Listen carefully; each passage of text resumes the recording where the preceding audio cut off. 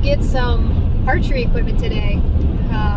Archery is something that I've always wanted to learn how to do, and now that we are on the path to becoming more self-reliant, I think it's more important than ever to learn a skill such as archery, in particular to get into bow hunting to help offset some of the meat expenses on our homestead.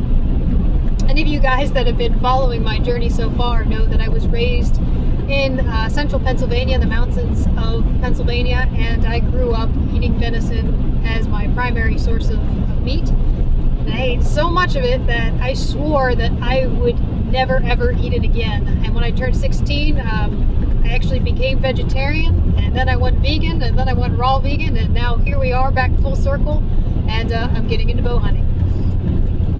So the place where I'm going to go get my archery equipment is S&S Graham Archery in China Grove, North Carolina. And I found these guys about 2 months ago based on all of the awesome reviews that they had online. The reviews just said that there were people that wouldn't have anybody else service their equipment other than them. People who moved out of the area that say they travel all the way across the state to come back to these guys just because they are just such wonderful people. And so I go there and I walk in, and I'm pretty intimidated because I don't know what I'm looking at exactly. And the owner came up to me. Her name was Sai, and she introduced herself, and I told her that, I'm not here to buy today, I'm just window shopping. And for the next 2 hours, her and another gentleman named Frank spent time just showing me how to use a bow. They took me in the back room into their archery range and showed me how to stand, showed me how to shoot, and this allowed me to test out all the different bows that they had on display. And I can't even tell you just how awesome that was to have somebody pay so much attention, in particular when I had already said, look, I'm not here to buy today. And so, these guys won my loyalty. I'm obviously going back to them, and I will continue to go back to these guys again. They're just a small family-owned business, and that's where we're going today.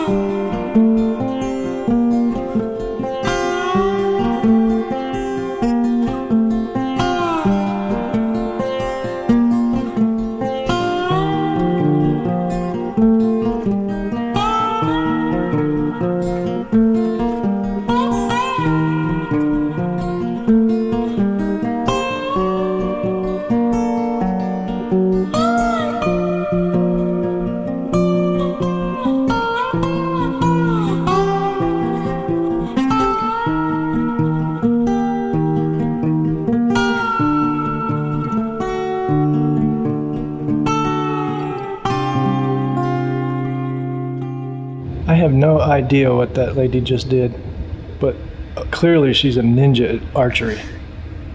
So the bow that I ended up going with is the Mission Zone compound bow. Now the Mission line is an intermediate line by Matthews Archery. Matthews, along with Hoyt, being two of the top compound bow makers in the industry. So it's a pretty good bow, especially for the price range that it was at. Now it's a little bit of a slower bow compared to some of the other higher end bows out there. It only shoots at 300 feet per second when it's set to its highest draw weight, which is 70 pounds. But it's very versatile in that the draw lengths can be set between 19 and 30 inches and the weight can be set between 17 and 70 pounds. So what that means is that with a few quick adjustments, anybody in the family can use it, from Ilaria all the way up to Jeremy. And if I ever outgrow the bow, it would be pretty easy to sell it because a wide variety of people can use the bow. Now, when I initially started researching bows, of course, I went to all of the big bow hunting sites online. I did a lot of research for best compound bows for women, Compound Bow Reviews 2017, and I got this huge list of bows ranging in price from anywhere between $400 and several $1,000s. And one of the ones that I was looking at initially was the PSE Drive R, PSE being another brand of compound bows. But what I quickly found out is you cannot buy a bow based on other people's review. What you really need to do is to go into an archery store, take them off the shelf, and try them out in the range that they have there. And so when I tried out all the different bows, this is the one that ended up working best for me and my style of shooting, which is yet to be developed. Now, when you start researching bows, you're going to find that there are different types of bows out there, which include the long bow, the recurve bow, the compound bow, and the crossbow. Now, the long bow is the most simple bow that they make. It's typically as tall as the archer, and it doesn't have any arrow rests or any arrow sights, so it makes it a little bit more challenging to shoot. Also, it doesn't have as much velocity as some of the other bows, so it's definitely a more challenging bow to get started with. Now, the recurve bow is named so because of its unique shape, where the limbs of the bow curve backwards towards the archer. This gives the bow more power than a long bow, and less strength is needed to draw the bow.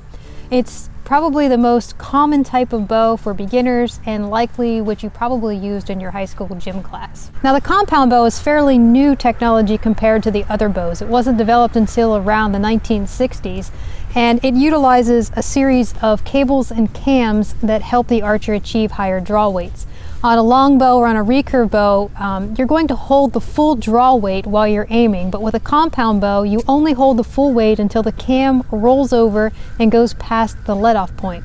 That makes it easier for an archer to use a higher weight, in particular, those of us that don't have much strength. And a higher draw weight typically translates to more power and a faster arrow. Then there is the crossbow, which is actually closer to a firearm. They have a short bow that is attached to a stock with a trigger. The bow is usually drawn using a crank, and they have shorter arrows with very high draw weights. These typically are for close range shooting, and they may be regulated in some states. I went with a compound bow because my intent is to use this for bow hunting. Well, I can use any of the other bows for bow hunting as well. The compound is going to give me the most accuracy, and that means a greater return on my investment when it comes to bow hunting. In other words, I'm more likely to get my deer. So when you go to buy a bow for the first time, the first thing you're going to need to know is which eye is your dominant eye. Now, just because you write with a specific hand does not mean that that's going to be your dominant side, although more than likely it is. Now, they can help you figure out your dominant eye when you go to the archery shop, but it's super simple to do at home. Basically, all you do is you hold your arms out with your 2 index fingers pointing at some target in the distance. It could be anything. You're going to use both eyes to point at that target, and then you're going to close your right eye and keep your left eye open, and then you're going to close your left eye and keep your right eye open. One of your eyes is going to jump. You're going to watch your fingers jump. In the other eye, your fingers are going to stand still. The eye where your fingers stand still is going to be your dominant eye. So for me, my dominant eye is my right eye, and that means I use a right-handed bow. Unfortunately, my right eye is also the eye that I have a blind spot in, so that's just a challenge that I'm going to have to work around. The next thing you're going to want to figure out is your draw length. Now, everybody's going to have a different draw length, and this is based on your wingspan. Basically, what you're going to do is you're going to stand with your arms completely straight out their sides, and you're going to take a measuring tape and measure from one fingertip to the other fingertip, and you're going to usually need 1 or 2 people to help you with this. You take the total number of inches of your wingspan and you divide that by 2.5, and that is going to be your draw length. So for me, my draw length is 26 inches. For Jeremy, it's going to be 29 inches. Finally, the third thing that you're going to need to know is your draw weight. This is not something that you can figure out at home. It's really something that you need to go into an archery shop and test out on their range to see what your draw weight is. Now for me, my draw weight is 38 pounds. Now supposedly with a lot of practice, I can very easily go up 10 pounds in draw weight. But draw weight is something that you don't want to start off too high. In particular because you can get fatigued really easily when you are practicing with arrows, and I can tell you right now that in shooting a couple days now at 38 pounds, I can feel it. There's new muscles that are being used, so going up too fast it's not an accomplishment to try and start off too high. Now something to keep in mind when it comes to draw weights is if you are using it for bow hunting, in most states there is a minimum draw weight for hunting. The reason for this is because you have to have enough penetration of the arrow in order to take down a deer.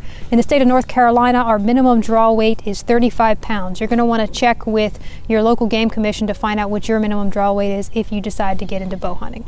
So if I have one piece of advice for anybody that is deciding that they want to get into archery, it's definitely go to an archery shop. Do not go to the big box stores. You're not going to get the same service in a big box store as you are in an archery shop.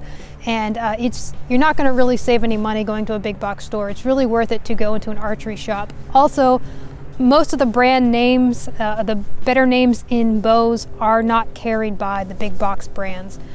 So definitely go to an archery shop. It's well worth it, and it'll pay off in the experience and knowledge that you learn from the staff there. So obviously I'm not an expert in archery. This is just the beginning of my journey. In the next video I'm going to take you along as I explain all these different gadgets and gizmos on my bow. If you guys have any advice or input for anybody that's getting into archery and trying to choose a bow, leave it down below. And if you guys have any questions or comments for me, I'm no expert, but I'll try and answer as best I can. Leave those down below too. If you like this kind of stuff, like and subscribe. We have more videos coming out on archery as we go through this and I learn about archery myself and take you guys along with me. And we'll see you in the next video. Thanks for watching.